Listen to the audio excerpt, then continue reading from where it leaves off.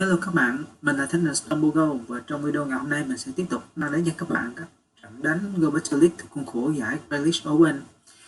Sau khi 3 giải này quay trở lại, đó là Grealish Open, Ultra League Open và Master League Open, thì mình quyết định chọn một MVP team và thi đấu ở giải Grealish Open để mở màn cho tuần thứ tư của mùa giải lần này. Và team mà mình chọn đó chính là Lokis D-League. Hỗ trợ backline sẽ là sự xuất hiện của Clockside và Charlison. Charlison không còn là một Pokemon quá mạnh ở giải Grealish Open nữa, bởi vì Musaf đã bị tăng lượng năng lượng khi sử dụng chiêu này, và chúng ta cần phải có đến 4 Mu Hex, sau đó tiếp tục là 4 Mu Hex như thường lệ thì mới có thể thả được 2 đòn sáp liên tiếp, thay vì trước đó là 4 và 3.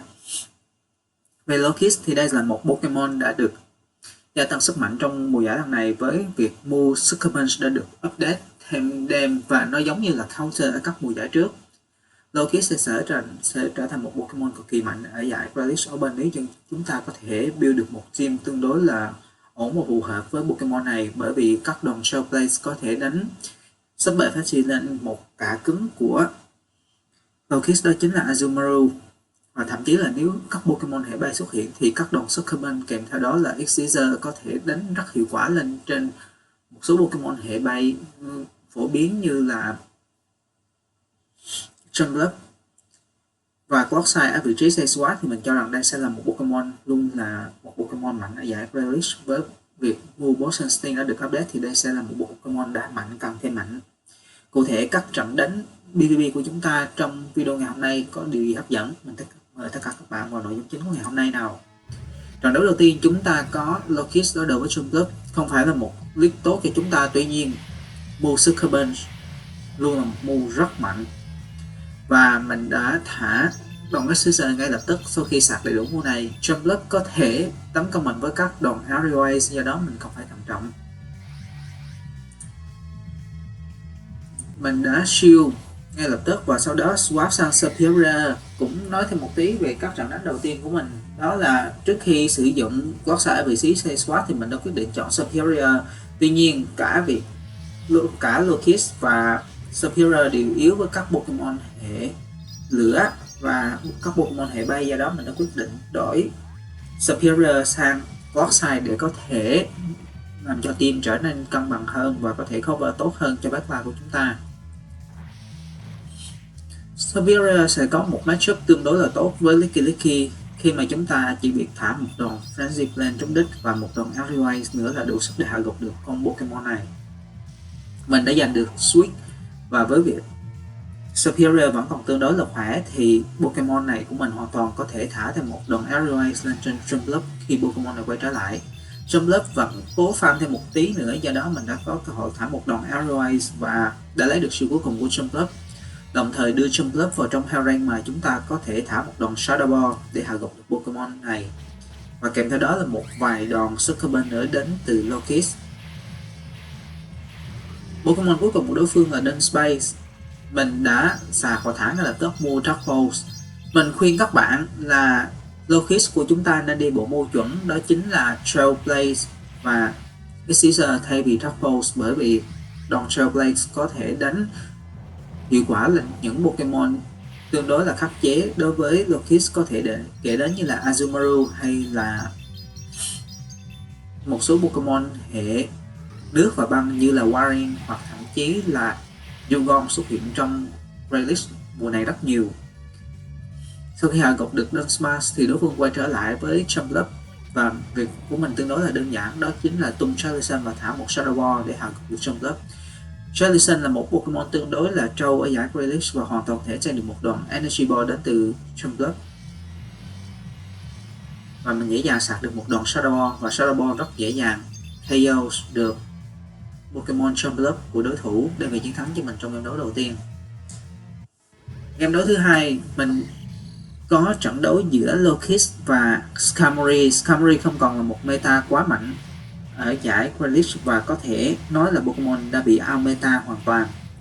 Và với việc mình đi đòn Dark Pulse thì đây sẽ là một matchup có lợi cho Lokis, bởi vì chúng ta hoàn toàn có thể tung ra được 2 đòn Dark Pulse trước khi Skarmory sạc được 2 đòn Sky Attack.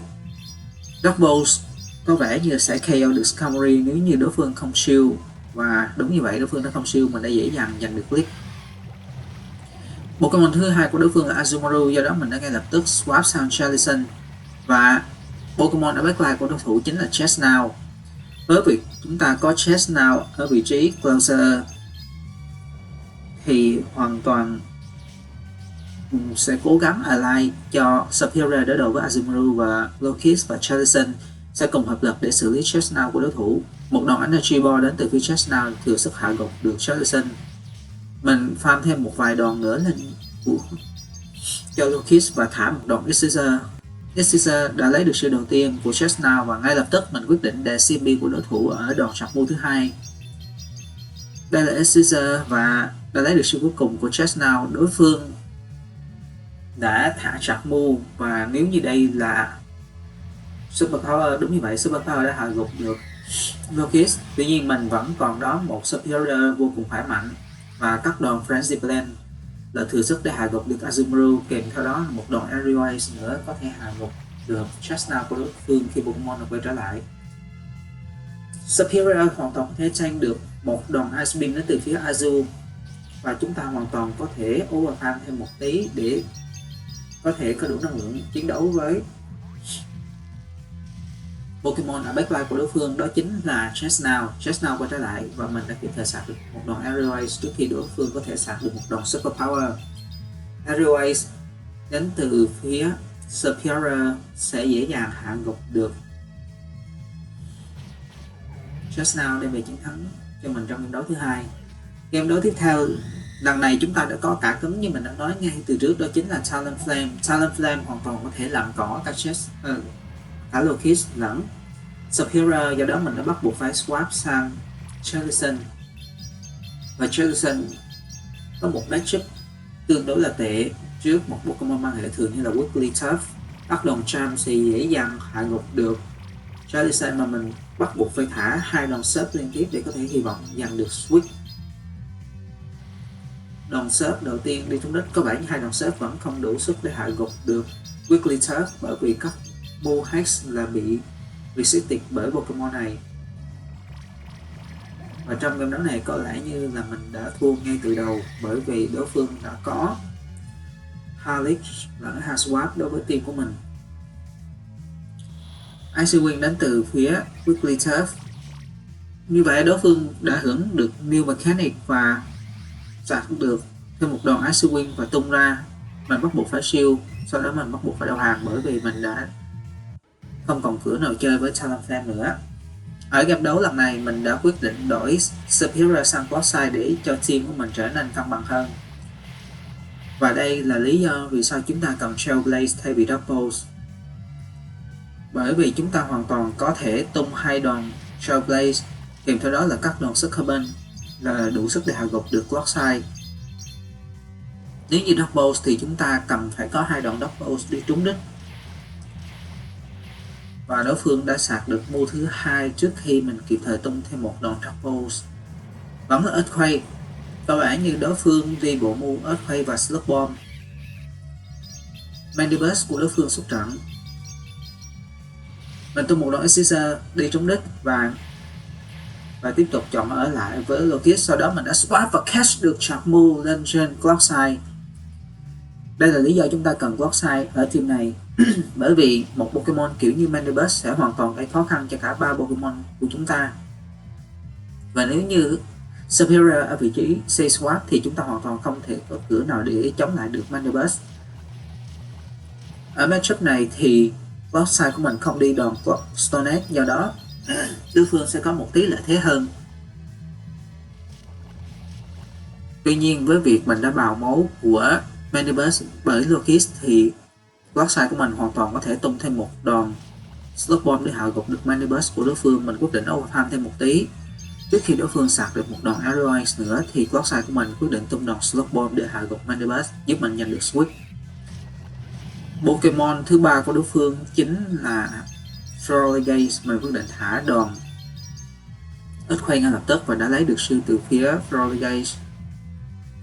Lokis quay trở lại và một đòn Doubles của Pokemon này là rất mạnh để đưa Feraligatr vào trong trạng thái Hell Rank, mà mình hoàn toàn có thể farm ra với Charlison. Tuy nhiên đối phương đã overfarm quá nhiều và tạo điều kiện cho Lokis mình tung thêm một đòn Exeter nữa để hạ gục Pokemon này. Khi Clockside quay trở lại thì mình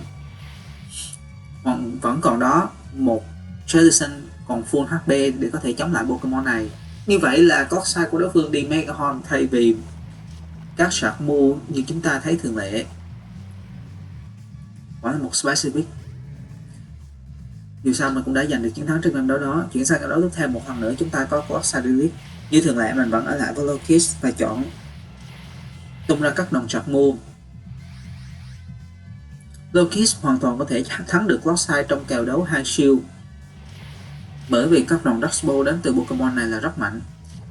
Kèm theo đó là Clockside hoàn toàn không thể sạc được đầy đủ 3 đòn Stone Edge trước khi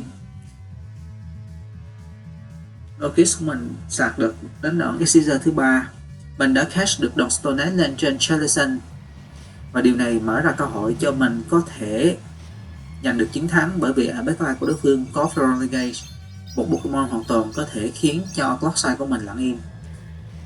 Mình tung một đòn Shadow Ball đi trúng đích và Ferrolegate đã ở trong trạng thái mà mình hoàn toàn có thể farm ra bởi Lokis.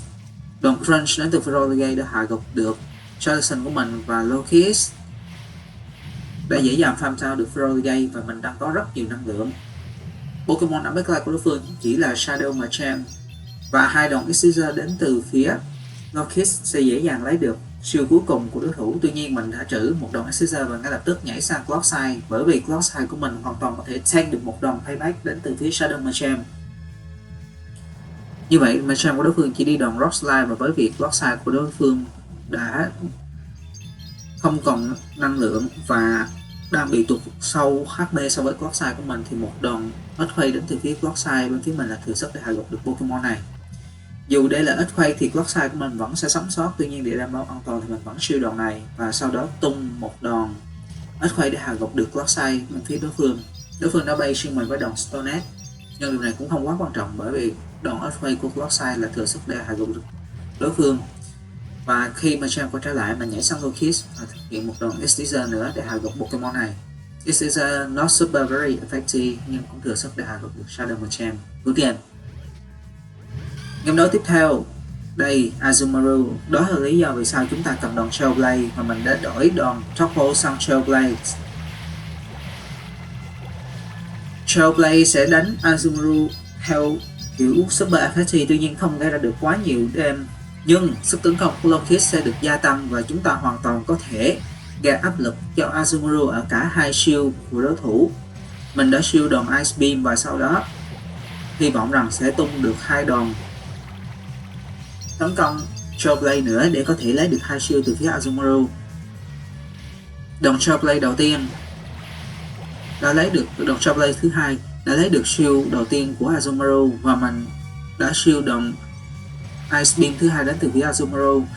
Trong tình huống này thì không rõ rằng Lokis của mình có thể sạc được đánh, có thể farm ra được Azu hay không, do đó mình đã quyết định thả đòn Exeter để hạ gục Azu trước khi Pokemon này có thể sạc được đòn Ice Beam.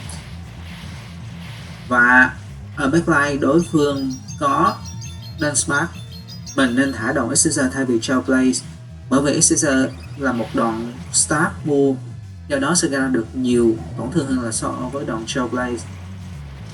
Ở backline của đối phương chỉ có một Ariados và mình hoàn toàn làm chủ được game đấu này. Jason sẽ thả một đòn Surf để hy vọng lấy được shield từ phía Ariados, sau đó mình sẽ lập tức swap sang Clockside, dẫu cho Clockside của mình không đi đòn Stone Edge, tuy nhiên các đòn Earthquake vẫn là đủ để hạ gục được Ariados của đối phương. Đối phương tung một đòn Trailblaze, tuy nhiên điều đó không quá quan trọng, và đối phương nhận là họ không còn bước nào, họ đang phải bỏ cuộc cuối game. Game đấu tiếp theo chúng ta có Apomasno Shadow Delete và đối phương đi đòn Leafy thay vì Flash Move là Powder Snow như thường lệ, tương đối là khó hiểu cho lựa chọn này của đối thủ của mình. Và sau đó đối phương đã ngay lập tức nhảy sang Sandslash và mình đã có câu trả lời trong tình huống này, đó chính là Charlison. Bởi vì đa phần các Sandslash ở trong mùa giải lần này đi đòn Powder Snow thay vì Shadow Claw như thường lệ, do đó Charlison sẽ có một matchup tương đối là tốt khi đối đầu với Pokemon này. Mình để cho đối phương thả trước 2 đòn Run, sau đó mình sẽ lựa chọn thả Surf hoặc là Shadow Ball để có thể hy vọng hạ gục được đối phương. Mình cho rằng trong heo rank này, bởi vì đối phương không phải là Shadow, do đó một đòn Shadow Ball không thể có thể hạ gục được Sandslash, và mình bắt buộc phải thả thêm một mu nữa, một sạc mu nữa để có thể hạ gục được Sandslash. Đó là lý do vì sao chúng ta nên chọn thả 2 đòn Surf thay vì một đòn Shadow Ball. Khi mà Abo quay trở lại, mình đã quyết định thả đòn Shell Blade để nâng cao sức tấn công của Lokis, đồng thời hy vọng lấy được shield đầu tiên của Abo, nhưng đối phương đã chơi tỉnh táo khi chọn không shield và mình đã bắt buộc phải shield move này, bởi vì quần Weather Ball gần như sẽ KO được Lokis. Pokemon này tương đối là giấy các bạn ạ. Với việc đối phương ở backline có một Pokemon như là Gastrodon thì Clockside của chúng ta sẽ có một khoảng thời gian tương đối là khó khăn, và mình bắt buộc phải khiến cho Gastrodon giảm đi khoảng chừng 50% HP để Clockside có thể hạ gục được Pokemon này. Mình cho rằng một move Body Slam trong rank này là thừa sức để hạ gục được Lokis, và mình bắt buộc phải tung ra Clockside hy vọng thả một đòn Earthquake để hạ gục được Gastrodon từ đối thủ. Sau khi đòn Earthquake này đi trúng đích, nếu như Gastrodon không bị hạ gục thì mình sẽ nhảy sang Jellicent, nhưng đòn Earthquake là thừa sức để hạ gục được Gastrodon trong heo rank này. Good game. Game đấu tiếp theo chúng ta có Greninja D-League. Đây sẽ là một league tương đối là khó chịu, bởi vì dẫu cho chúng ta là một Pokemon mang hệ bọ và có đi mua Scissor, tuy nhiên Greninja là một Pokemon xạ cực kỳ nhanh và các đòn Hydro Cannon là cực mạnh. Một đòn Hydro Cannon trúng đích sẽ gần như KO được Lokis. Mình bắt buộc phải đạo shield để có thể chặn đòn tấn công từ Greninja và phản công lại với đòn Scissor. Scissor lấy được shield đầu tiên từ Greninja và mình bắt buộc phải đạo shield cuối cùng để chặn đòn Hydro Cannon thứ hai đến từ phía Greninja. Mình phản công lại với Scissor và mình hy vọng rằng sẽ catch được đòn Hydro Cannon thứ ba lên trên Jellicent. Cũng chờ xem. Và đối phương đã chơi vô cùng tỉnh táo khi không thả đòn sọc mu ngay lập tức, một quyết định overfarm thêm một tí. Đòn Night Slash đi trúng đích khiến cho Jellicent của mình vào trong heo rank, mà Pokemon thứ hai của đối phương là Wigglytuff có thể time down được Jellicent. Trong tình huống này thì Wigglytuff hoàn toàn có thể lựa chọn time down Jellicent và có rất nhiều năng lượng. Do đó, sau khi Jellicent bị hạ gục thì chắc chắn mình sẽ tung Clockside vào sân để Pokemon này có thể tung ra các đòn Poison Sting hạ gục được Wigglytuff của đối phương. Đây là lý do vì sao chúng ta cần Clockside thay vì một Pokemon mang hệ cỏ như là Superior. Clockside trang một đòn Ice Wind vô cùng nhẹ nhàng, mà mình hoàn toàn có thể farm down được Wigglytuff trước khi Pokemon này sạc được thêm một đòn Ice Wind nữa. Greninja đã nằm trong heo rank mà một đòn Sludge Bomb là đủ sức để KO Pokemon này. Sludge Bomb đến từ phía Clockside hạ gục được Greninja. Tuy nhiên ở backline của đối phương có Licky, mình ngay lập tức swap sang Pokemon đầu tiên, đó chính là Lokis. Lokis không thể nào trang được một đòn Body Slam từ Licky trong heo rank này. Và nếu như Licky của đối phương đi đòn Earthquake thì đây sẽ là một thảm họa cho Clockside, bởi vì Clockside của mình không còn quá nhiều HP, và một đòn Earthquake đi trúng đích kèm theo đó là một đòn Body Slam nữa sẽ đủ sức để hạ gục được Clockside của mình. Body Slam đến từ phía Licky. Không biết chart move thứ hai của đối phương sẽ là gì đây. Chỉ là Body Slam và mình sẽ cố gắng đạt được Sludge Bomb. Đúng vậy, mình đã thành công đạt được move Sludge Bomb trước khi Licky sạc được lần Body Slam thứ ba, và Sludge Bomb hạ gục được Licky đem về chiến thắng cho mình trong trận đấu này vô cùng kịch tính các bạn ạ. Trận đấu tiếp theo chúng ta có một Harlish là Ariados. Ariados là một Pokemon sạc cực kỳ nhanh và các chart move của Pokemon này là rất đa dạng. Có thể kể đến như là Trailblaze, Cross Poison, Lunge, thậm chí là Mega Horn. Theo như mình nghĩ thì các Pokemon Ariados trong giải Release lần này sẽ đi bộ move đó là Trailblaze và Lunge. Lunge đã đánh Super Effective lên trên Lokis, do đó mình đã swap sang Clockside để catch đòn lên thứ hai lên trên Pokemon này. Và đối phương đã có câu trả lời cho Clockside của mình, đó chính là Dunsparce. Dunsparce hoàn toàn có thể hạ gục được Clockside. Trong tình huống này, chỉ với việc tung 2 đòn Drill Run trúng đích và mình cho rằng đối phương phải mất đến 3 đòn Drill Run thay vì 2 để có thể hạ gục được Lordside. Với việc sức tấn công của Lordside đã bị giảm đi bởi đòn lunge trước đó thì mình không thể hạ gục được Dunsparce của đối phương chỉ với 2 đòn Earthquake. Đòn Drill Run thứ hai đi trúng đích, mình nhận ra Squid Clock đã quay trở lại nên quyết định tung đòn Slug Bomb lên trên Dunsparce và sau đó sẽ chọn quay trở lại với Loki's để hy vọng rằng có thể tung một đòn Show Blade nâng cao sức tấn công cho Pokemon này. Nếu Show Blade đi trúng đích không, như vậy là đối phương đã đao sư đầu tiên để chặn đòn Show Blade và sau đó mình đã tiếp tục tung một đòn Show Blade nữa để nâng sức tấn công của Loki's lên thêm một bậc. Và Loki's bây giờ thật sự là một con quái vật các bạn ạ. Các Pokemon hệ nước chỉ cần trúng một đòn Trailblaze đến từ phía Loki's trong tình huống này là thừa sức sẽ bị KO. Do đó đối phương không chọn quay trở lại với Ariados mà chọn tung Clockside vào sân. Clockside bắt buộc phải thả Chọc Môn ngay lập tức bởi vì sức tấn công của Loki's lúc bây giờ là quá khủng khiếp và Stonette hạ gục được Loki's. Tuy nhiên Clockside của đối phương đã nằm trong Hell Range mà một đòn sub là đủ sức để KO Pokemon này và mình cần thả đòn này ngay lập tức để phòng trường hợp đối phương sẽ swap sang Ariados và giữ năng lượng lên trên Clockside.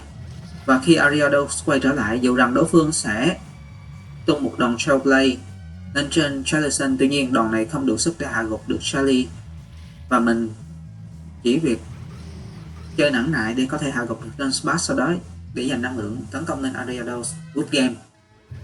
Game đấu tiếp theo chúng ta có Loki's đối đầu với Dewgong. Như mình đã nói, đây là một matchup mà chúng ta sẽ thấy được đòn Trailblaze là có lợi như thế nào. Đối phương nhận ra điều đó và ngay lập tức swap sang Sableye. Sableye là một Pokemon có bộ Chọc Mu tương đối là cũng khá là đa dạng và đây là Purified Sableye cho nên Chọc Mu của Pokemon này rất có thể là return. Đúng như vậy, mình đã siêu chính xác đòn return và Loki's vẫn đang có một ít năng lượng dẫn trước. Nếu như đối phương chọn quay trở lại với Dewgong thì mình sẽ ở lại với Loki's. Tuy nhiên đối phương chọn quay trở lại với Clefable và mình ngay lập tức swap sang Clockside bởi vì Clockside nếu có năng lượng dẫn trước vẫn có một matchup không tồi đối với Dewgong và chúng ta hoàn toàn có thể hù để lấy shield của đối phương với các đòn Stonette. Không rõ là game của chúng ta đang bị gì và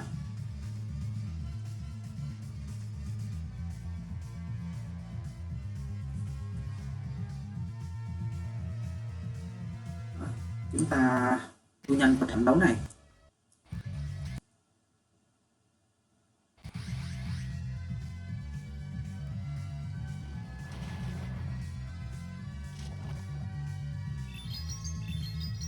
Mình chọn quay trở lại. Game đấu tiếp theo chúng ta có Clockside Elite và mình đã chọn ở lại với Loki's và tung ra các đòn Chọc Mu, tung ra các đòn Fast Move. Mình đã siêu đòn Stonette đầu tiên của Clockside và sau đó phản công lại với đòn Trailblaze. Trailblaze nếu như đi trúng đích thì đòn Trailblaze thứ hai gần như sẽ KO được Clockside. Đối phương đã chọn siêu đòn Trailblaze và đây chính là quyết định sai lầm của đối phương. Vì đây là một trong những game đầu tiên mà mình thi đấu ở mùa giải lần này, cho nên không quá nhiều đối thủ có thể đoán biết được bộ move của Loki's và đây sẽ là một lợi thế không nhỏ cho chúng ta để có thể sử dụng Pokemon này trong giải English Open. Mình siêu luôn đòn Stonette còn lại và đối phương đang up một siêu so với mình. Tuy nhiên mình vẫn đang có lợi thế khi mà Loki's của mình lúc này đã có sức tấn công rất cao và mình sẽ tung một đòn Excisor để có thể lấy được siêu cuối cùng của Gastrodon, sau đó nhảy sang Charlison. Gastrodon đã nằm trong Hell Range mà một đòn sớp là đủ sức để KO được Gastrodon của sẽ bị KO và đối phương đã phản công lại với đòn Earth Power. Mình đã chơi nhẫn nặng một tí khi không thả đòn sớp ngay lập tức, mình farm thêm một ít năng lượng nữa và sau đó thả đòn sớp lên trên Gastrodon để đảm bảo Pokemon này có thể bị hạ gục mà mình vẫn có thể tích trữ được một ít năng lượng. Pokemon cuối cùng của đối phương là Jumpluff và với việc mình đang có lợi thế về năng lượng thì Charlison hoàn toàn có thể hạ gục được Jumpluff Nếu như Pokemon này của đối phương không tung ra các sạc move và đối phương nhận ra điều đó, Shadow Jumpluff tung ra một đòn có lẽ như là Aerial Ace để hạ gục được Charlatan. Sau đó mình sẽ chọn tung Clockside vào sân, và bởi vì đối phương đã không swap ngay, do đó mình đã dễ dàng đạt được một đòn Slug Bomb, thậm chí là Earthquake. Mình hoàn toàn có thể tung một đòn Earthquake để có thể hạ gục được Clockside của đối phương. Tuy nhiên mình chỉ chọn tung đòn Slug Bomb, sau đó mình cho người đối phương một tí bằng cách tung Lockheed vào sân và lĩnh một đòn Earthquake từ Pokemon này. Mình tung thêm một đòn Slug Bomb nữa để có thể hạ gục được Clockside từ phía đối thủ, và sau đó một đòn Slug Bomb nữa đến từ phía Clockside của mình là dễ dàng hạ gục được Jumpluff từ phía đối phương.